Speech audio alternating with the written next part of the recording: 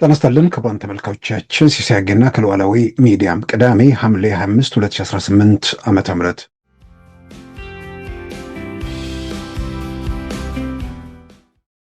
ከትግራይ ሰራዊት ከፍተኛ አመራሮች መካከል አንዱ የሆኑት ታጋይ ማዕሾ ገብረ ሚካኤል የትግራይ ሰራዊት ዝግጅቱን አጠናቆ የትግራይ ህዝብ ህልውናን የማስቀጠል ኃላፊነት ካለበት የትግራይ መንግስት ትዕዛዝ በመጠባበቅ ላይ እንደሚገኝ ገልጿል። ስልጣና አጠናቅና ለምስናን ህዝባን ወላሂ ነው ፍራሂና ስበደረ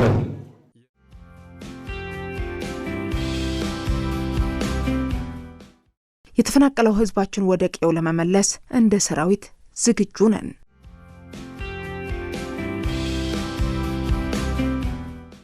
ሰበር ዜና ወቅታዊ ሁኔታዎችን አስመልክቶ ከትግራይ መንግስት የተሰጠ መግለጫ ጄኖሳይዳዊውና አምባገነኑ የብልጽግና አገዛዝ የትግራይ ህዝብ ለማጥፋት ሲያካሂደው የቆየው ሁለንተናዊ ከበባና ክልከላ በድሮንና ተላላኪ ታጣቂዎቹ ሲያደርሰው የቆየው ጥቃት ወደ ከፍተኛ ደረጃ በማሸጋገር ዛሬ ሐምሌ 25 2018 ዓመተ ምህረት ንጋት ጀምሮ በምዕራብ ትግራይ ሸረሪን አቅጣጫ በይፋ ውጊያ ጀምሯል።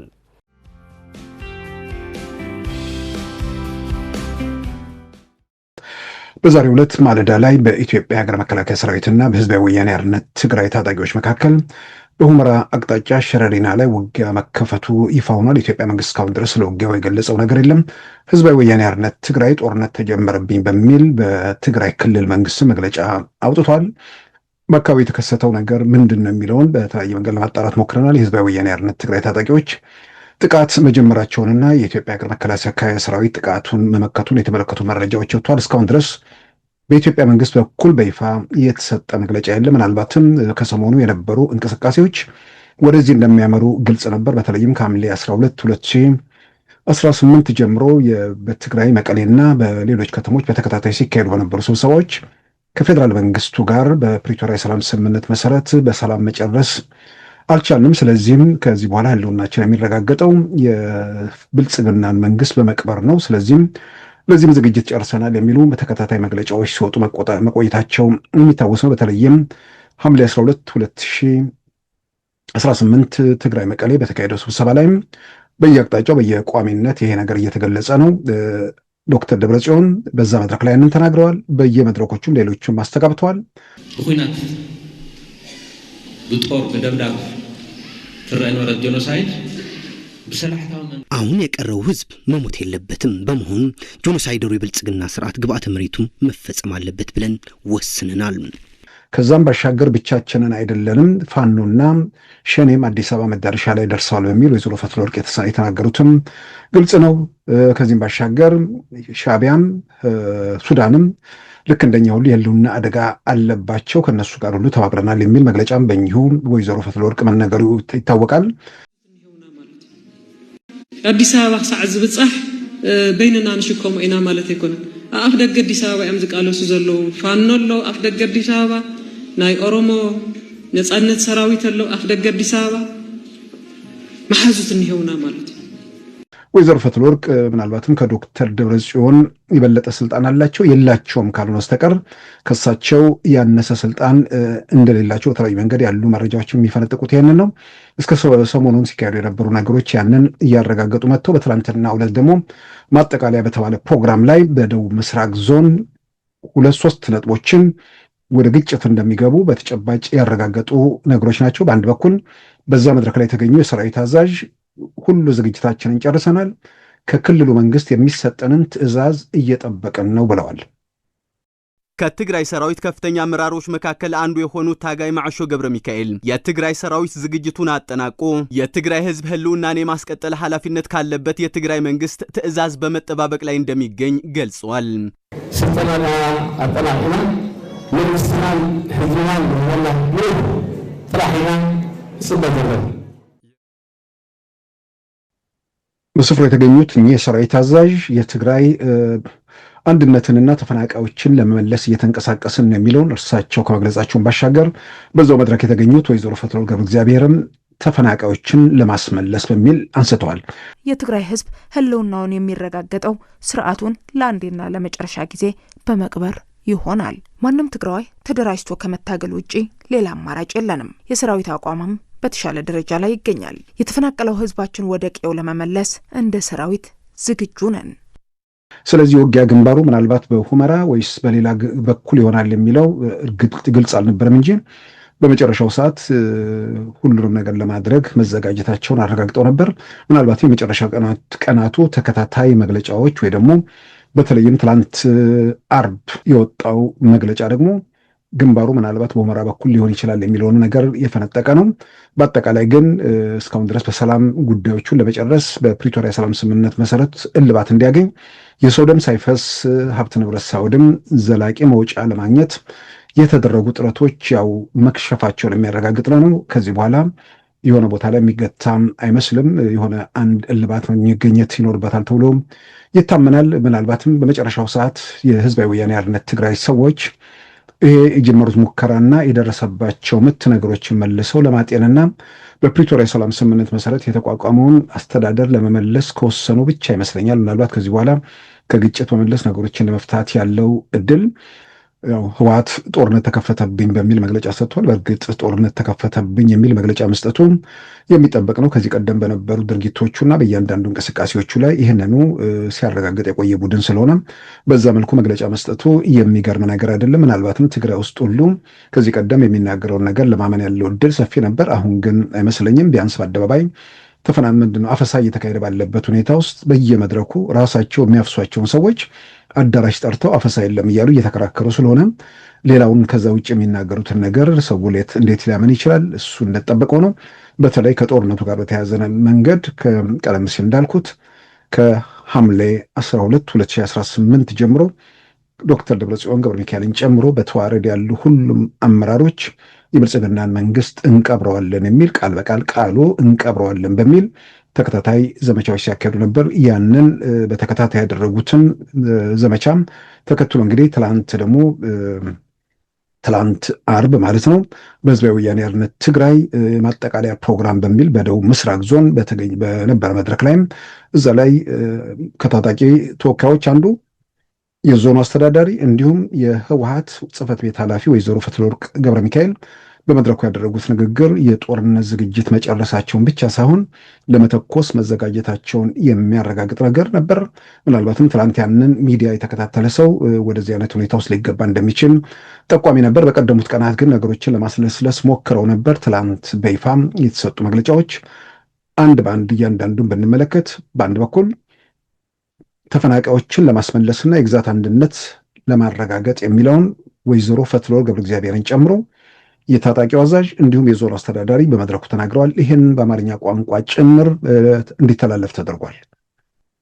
ሁለተኛ የታጣቂዎቹ አዛዥ በመድረኩ የተናገሩት ሁሉን ነገር ዝግጅታችንን ጨርሰናል፣ ከፌደራል ከትግራይ መንግስት ትዕዛዝ እየጠበቀን ነው ያሉት ከትግራይ ሰራዊት ከፍተኛ አመራሮች መካከል አንዱ የሆኑት ታጋይ ማዕሾ ገብረ ሚካኤል የትግራይ ሰራዊት ዝግጅቱን አጠናቆ የትግራይ ህዝብ ህልውናን የማስቀጠል ኃላፊነት ካለበት የትግራይ መንግስት ትዕዛዝ በመጠባበቅ ላይ እንደሚገኝ ገልጸዋል። ስልጠናና አጠናቅና መንግስትና ህዝብናን ወላ ጥራሒና ጽበደረ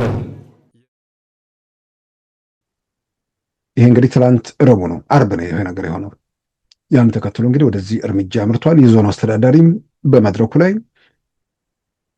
ከሌሎች ኃይሎች ጋር ከጎረቤት ሀገሮችና ከጎረቤት ክልሎች ጋር በመሆን የብልጽግና መንግስትን ለመቅበር ተዘጋጅተናል ነው ያሉት። የዞኑ አስተዳዳሪ አቶ ከላሊ ሐጋዚ ጸረ ህዝብ የሆነውን ጄኖሳይደሩን ስርዓት ከአጎራባች ክልልና ሀገራት ጋር በመሆን ለአንዴና ለመጨረሻ ጊዜ በመቅበር የትግራይ ህዝብ ህልውና ይረጋገጣል ሲሉ ይገልጻሉ። ውድቀ መላኺ ጄኖሳይዳዊ አገዛዝ ስርዓት ብልጽግና ለትግራይ ሓሊፉ ሰፊሕ ከባቢያውን ሰላምን ምርግጋዕን ናይ ምፍጣር ዓቅሚ ዝነበሮ ስምምዕ ፕሪቶሪያ የትግራይ መንግስት ይህንን በመረዳት ተፈናቃዮች ወደ ቀያቸው ለመመለስ የትግራይ ግዛታዊ አንድነት ከማረጋገጥ በተጨማሪ በአፍሪካ ቀንድ የተረጋጋ እንዲሆን ከአጎራባች ክልል ኃይሎችና ከኤርትራና ከሱዳን ጋር በመሆን ጆኖሳይደሩ ስርዓት ወደ መቃብር ይሸኛል። ቃሉ ከሐምሌ 12 ጀምሮ ቋሚ ቃል ሆኖ ወጥቷል። አሁን አዲስ ነገር የሆነው ምናልባት ጦርነት የሚጀመርበት ዋዜማ ላይ ያንን ስላደረጉት ሊሆን ይችላል እንጂ በተረፈ በተከታታይ ሲሰጡት የነበረው መግለጫ ይሄ እና ጦርን ለመክፈት ያዝላቸውን ዝግጁነትም ያረጋገጠ ስለሆነ ምናልባትም አንዳንዴ ሰላምን የሚመኙ ከግጭት መመለስ የኢትዮጵያ ችግር በአጠቃላይ አካባቢውን ሰላም እንዲረጋገጥ የሚፈልጉ ከመነሻው ሁልጊዜም በየመድረኩ በየአጋጣሚው ሁላችንም የጮህንበት ነገር ነው። ህዝባዊ ወያነ ሓርነት ትግራይ የጦርነት ዝግጅት ማድረጉን፣ ጦርነት ለመክፈት በአደባባይ ማወጁን፣ እንቀብረዋለን የሚል ዛቻ ውስጥ መግባቱን ተከታታይ ያንን መሰረት በማድረግ ምናልባትም በመጨረሻው ሰዓትም እነዚህ ሰዎች ከእንደዚህ ከአጥፊ ድርጊታቸው እንዲገቷቸው ጥሪ ቢደረግ በሚል ድምጻችን አሰምተን ነበር። እንግዲህ በተለያየ መንገድ በእርግጥም መስማት የሚችሉ አይደሉም። አሁን ያለንበት ደረጃ ላይ ደርሰናል። ከዚህ በኋላ ሁኔታዎች እንዴት ይቀጥላሉ እየተከታተልን እንግዲህ ያለው ሁኔታ ለህብረተሰቡም እናደርሳለን። ሁሌም ከግጭት ሞት ነው ያለው፣ ከግጭት ሀብት ንብረት ውድመት ነው ያለው። ደጋግመን እንደምንለው በፕሪቶሪያ የሰላም ስምምነት መሰረት የሁለት ወገኖች የተስማሟቸው ነጥቦችን የትኛውም ወገን ማፍረስ ወይ ደግሞ ማፋለስ ችግር እንደሚፈጥር ግልጽ ነበር። የተፈናቃዮች ጉዳይ ህዝባዊ ወያነ ሓርነት ትግራይ በተደጋጋሚ ያነሳል። ተፈናቃዮቹን በተመለከተ ዛሬ ሌላ አስረጃ ያስፈልግም። ተፈናቃዮቹ እንዲመለሱ የኢትዮጵያ ፌዴራል መንግስት ተስማምቷል ብቻ ሳይሆን እዛ ሲመለሱ ጥበቃውን ማን ኃላፊነት እንደሚወስድ በግልጽ ተቀምጠው ወደ ቤታቸው እንዲመለሱ ምናልባትም የተያዘባቸው ቤት ካለ በሚል ጭምር ያንን የማስለቀቅ ስራዎች ተሰርተው ሲጠበቁ ህወሓት በእገታ እንደያዛቸው ዛሬ የውጭ ምስክር ሳይሆን እናቱ ጌታቸው ረዳ ጭምር በአደባባይ ያረጋገጡት ጉዳይ ነው።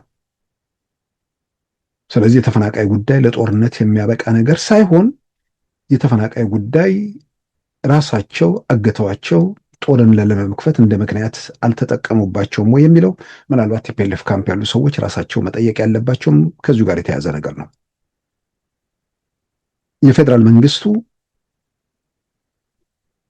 ምን መመለስ አለበት? ምክንያቱም ሰላሙ የሁላችን ጉዳይ ነው።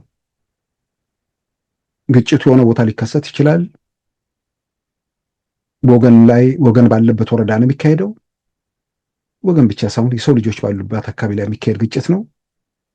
ሀብት ንብረት ይወድማል። ወደዚህ ሁኔታ ውስጥ እንዳይገባ ምናልባትም ፌዴራል መንግስቱ ማድረግ ሲገባ ያላደረገው ነገር ካለ እሱ ላይም ሁሉም ወገን ድምፁን እንዲያሰማ ምንድን ነው የሚለውን ሺህ ጊዜ ጠይቀን አንድም የተጨበጠ ነገር በፌዴራል መንግስቱ በኩል የሚቀርብ ነገር የለም። የተፈናቃይ ጉዳይ ነው። እሱን ሌላ የውጭ ምስክር ሳይሆን እናቶ ጌታቸው፣ እናቶ አሰፋ አብርሃ የፕሪቶሪያን ሰላም ስምምነት የፈረሙት እነሱ ሁሉ በአደባባይ ግልጽ ያደረጉት በህወሓት ታግተዋል። እነ ዶክተር ደብረጽዮንን ሳያፍሩ ከኛ በላይ ውድባችን ወይ ደግሞ ፓርቲያችን ይበልጥብናል ብለው ተፈናቃዮቹ ተነግረዋል ብለው በአደባባይ የተናገሩ ሰው ናቸው። የወልቃይት ጉዳይን በተመለከተ በተደጋጋሚ ማስታወሱ አስፈላጊ ነው። ያንን ለማስመለስ ወደ ውጊያ መግባት ያስፈልጋል። በፕሪቶሪያ ሰላም ስምምነት ላይ ምን ተብሎ ነው የተቀመጠው? በፕሪቶሪያ ሰላም ስምምነት ላይ በህገ መንግስቱ መሰረት ይፈታል ነው። በህገ መንግስቱ መሰረት አወዛጋቢ ቦታዎች በሁለቱ ክልል መንግስታት መካከል ተነጋግረው መፍታት ካልቻሉ የፌዴሬሽን ምክር ቤት ይወስናል ነው። ስለዚህ የፌዴሬሽን ምክር ቤት ውሳኔን መጠበቅ ነው። ከምንም በላይ ግን ዛሬ የሆነ ፍላጎትን ማሳካት ነው ወይስ በሁሉም ወገን ያለው ህዝብ በዘላቂነት ሰላምን አረጋግጦ መኖር በሚችልበት ሁኔታ ላይ መስራት የሚገባው? ከ37 ዓመት በፊት ክልሎቹ ሲካለሉ ጎንደር የነበረ ወልቃይት፣ ወሎ የነበረ ራያ ወደ ትግራይ ክልል ተካሎ ህወሓት ያካለለው መንግስት ነው፣ ፌዴራል ስርዓት ነው። ስለዚህ የሚወዛገቡ አካላት ካሉ ወልቃይት ሰዎች ህወሓት ወደ ኢትዮጵያ ቤተ መንግስት ከመጣበት ጊዜ ጀምሮ ማንም ሰው ወደኋላ ሄደው ወደ መዘክርም ሊያገኝ ይችላል። ያን የሚታተቡ መጽሔት ላይ ድምጻቸውን እያሰሙ ነበር። የሚሰማቸው የሚያደምጣቸው ጠፍቶ መጨረሻ ላይ በኃይል መብታቸውን ለማስከበር እንቅስቃሴ ያደረጉ ኢትዮጵያ ውስጥ ለመጣው ለውጥም የራሱ ትልቅ ሚና የተጫወተ ነገር ነው። አሁን የሚወዛገቡት ሰዎች በወልቃይት በኩል ያሉት ሰዎች ወደኋላ ወደ ጎንደር ይመለስና ከዛ በኋላ እንከራከር አላሉም እኮ። ባለበት ላይ ሆነው መውጫ ነገር ይፈለግ ነው። ለትግራይ ህዝብም ለአማራ ህዝብም ከምንም በላይ እዛ ለሚኖሩ ሰዎች ከምንም በላይ ድንኳን ውስጥ ለሚንከራተቱ 6 ዓመት ለሚንከራተቱ ሰዎች ወደ ሰፈራቸው ወደ ቀያቸው ተመልሰው በአካባቢያቸው ላይ ሙሉ ባለመብት መሆናቸው ነው ለነሱ ነው የሚጠቅማቸው። ህወሓት አብሬ አዝላችሁኝ ግቡ የሚለው ነገር በመቼም በማናቸውም ሁኔታ ሊፈጸም የማይችል ነገር መሆኑ ለማንም የሚያጠራጥር ነገር አለ። ምናልባትም እንግዲህ አሁን ተንኩሰው መሬት ላይ ያለውን ነገር ማየት አያስፈልግም። እዛ ጋር ህወሓት መጥቶ ጦርነት ሲከፍት በግሌ አላየሁም። አጠቃላይ የማነባቸው ነገሮች አሉ። ከምንም በላይ ደግሞ በሌላም በኩል የሚመጡ መረጃዎች አሉ። ህወሓት ጦርነት ተከፈተብኝ ስላለ ወደኋላ ተመልሶ ሰዎች ማስታወስ ያለባቸው የመቀደሙትን ጦርነቶች እንዴት ጦርነት ተከፈተብኝ እያሉ ጦርነት ሲከፍቱ እንደነበር ነው። በመጨረሻው ምዕራፍ ሁሉ በኢትዮጵያ መንግስት በኩል የነበረውን ተማጽኖና ልመና ጫፍ ላይ ከደረሰ በኋላ አምባሳደር ሬድዋን ሁሴን ጭምር ተልከው ጦርነት ውስጥ ከገባን የኤርትራ መንግስት ይገባል፣ የኤርትራ መንግስት ከገባ ይበቀላችኋል የሚል የኢትዮጵያ መንግስት መልእክት በመጨረሻው ሰዓት መላኩን አቶ ጌታቸው በአደባባይ ነው ያረጋገጡት። ስለዚህ የሆነ ወቅት ላይ ህይወት ስልጣንና ሀብት ላይ ስትቀመጥ ብቻ ይመስልህ ነበር። ያንንም ከእጄ በማናቸውም ሁኔታ አይወጣም በሚል በጸጥታውም በሁሉም ነገር በራስ መዳፍ ለመቆላለፍ ተሞከረ። ግን በማናቸውም መንገድ በደል፣ ጭቆና፣ አፈና አንግሰ ልቀጥል የምትችለው የተወሰነ ርቀት ድረስ ብቻ ነው። ልዩነት በመፍጠር ቅራኔ በማባባስ ወቅትና አጋጣሚ እየጠበቁ ሰዎችን በማንነት በምናምን እየገደሉ እንደ እብድ ገላጋይ ዱላ እያቀበሉ በመኖር ዘላቂ መውጫ እንዳልሆነ ምናልባት ለሌላውም ሀገር ተሞክሮ የሚሆነው ህዝባዊ ወያኔ ሓርነት ትግራይ ነው። ይህንን ተረድተው ከትላንት ተምረው ዛሬ ላይ ተመሳሳይ ነገር ውስጥ ለመውጣት ሲገባቸው ለመፍትሄ አስተዋጽኦ ማድረግ ሲገባቸው ስልጣን ጋር ተያይዞ ለሚመጣ ዘረፋ መልሰው ወደ ጦርነት ለመግባት የሚያደርጉት ጥረት እርግጥ ነው የቆሙበት መሬት ህዝባዊ ድጋፉን በግልጽ የምናውቀው ነው። በሁለቱ ዓመት ጦርነት እነማን አብሮ ነበሩ፣ ዛሬ እነማን ናቸው አብሮ ያሉት በግልጽ የሚታወቅ ነገር ነው። ህወሓት እንደ ፖለቲካ አመራር፣ ህወሓት እንደ ቲዲኤፍ እንደተባሉ ታጣቂ በአንድነት መቆም አልቻለም። አብሬ ያለው የሚለው ከኤርትራ መንግስትና ከፋኖ ጋር እንዲሁም ከሸኔ ጋር ነው። ከፋኖና ከሸኔ ጋር ምናልባት አጥሜት በገንፎ ይደገፋል የሚለውን ነገር ካልሆነ ከነሱ ጋር ተደግፈ ምን ታመጣለህ ነው። በሌላም በኩል የኤርትራ መንግስት የሚለው ነገር የኤርትራ መንግስት የማይድነውን ህወሓት አድናለሁ ብሎ ምንድነው የቆጡን አውርድ ብላ የብብቷን ጣለች አይነት ፖለቲክ እንትን ውስጥ ጨዋታ ውስጥ ይገባል። እሱም በሂደት የምናየው ነው። ስለዚህ በመጨረሻ ሰዓት ወደዚህ ሁኔታ ውስጥ ተገብቷል። መውጫ መንገድ አለ ወይ? በአብዛኛው አይመስልም። ስለዚህ ምናልባት ይህን ነገር ለመመለስ ያለ አንድ ብቸኛ መንገድ ካለ ትግራይ ውስጥ ያለውን ከሚያዝያ 27 2018 ጀምሮ የፈረሰውን ጀነራል ታደሰ ወረደን ጊዜ አስተዳደር መመለስ ምናልባት ችግሩን ይፈታው እንደሆን እሱን ማየት ነው። በአጠቃላይ ግን ህወሓት ከሐምሌ 12 2018 ጀምሮ በይፋ ሲያደርገው የነበረውን የጦርነት ቅስቀሳና ብልጽግናን እቀብረዋለሁ በሚል ያካሄደውን ዘመቻ በይፋ ከ12 ቀን በኋላ ቅዳሜ ሐምሌ 5 2018 በሸረሪና በተባለው በሁመራ ግንባር እንግዲህ ጀምሯል።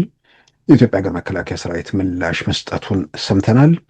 እንግዲህ ኢትዮጵያ መከላከያ ወይ ደግሞ አጠቃላይ በፌዴራል መንግስቱ በዚህ ጉዳይ ላይ የሚወጡ መግለጫዎች ካሉ እንግዲህ እሱንም ተከታትለን ያሉ ሁኔታዎችንም ግን ለተመልካቾች እናደርሳለን። ዞሮ ዞሮ ግን ይህን መድረክ ይህን ለማዘጋጀት በዋናነት የወሰንኩት ሁልጊዜም በልምድ የምናውቀው ነገር አለ።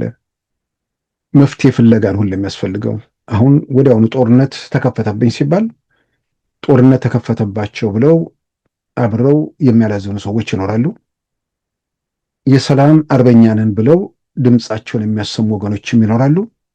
ሰላም የጥይት ድምፅ ከመፈንዳቱ በፊት እያንዳንዱ መግለጫና እንቅስቃሴ ከምንም በላይ የፕሪቶሪያ የሰላም ስምምነት ለመጣስ የተደረጉ መንገዶች ወደ ግጭት የሚያስገቡ እንደነበሩ የሚያጠራጥር ነገር አልነበረምና ያኔ በዛን ወቅት ድምፅ ማሰማት የሚገባቸው ወገን ቢረባረቡ ምናልባት እነዚህ ሰዎች ማቆም ባይቻል እንኳን ከመካከላቸው አንዳንድ ሰዎች ቆም ብለው እንዲያስቡ ሊያግዝ ይችል ነበር።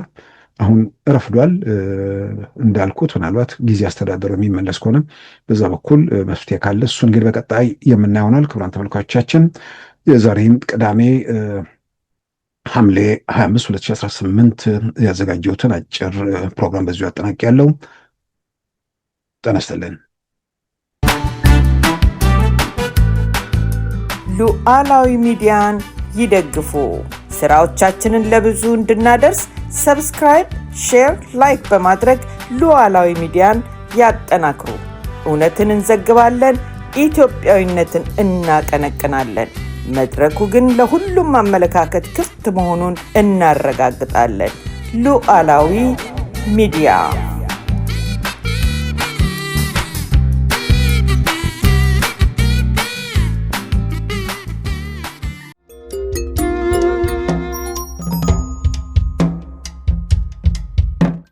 በሁመራ አቅጣጫ በሸረሪና በዛሬው ዕለት ማለዳ በኢትዮጵያ ሀገር መከላከያ ሰራዊትና በህወሓት ኃይሎች መካከል ውጊያ መቀስቀሱ ታውቋል።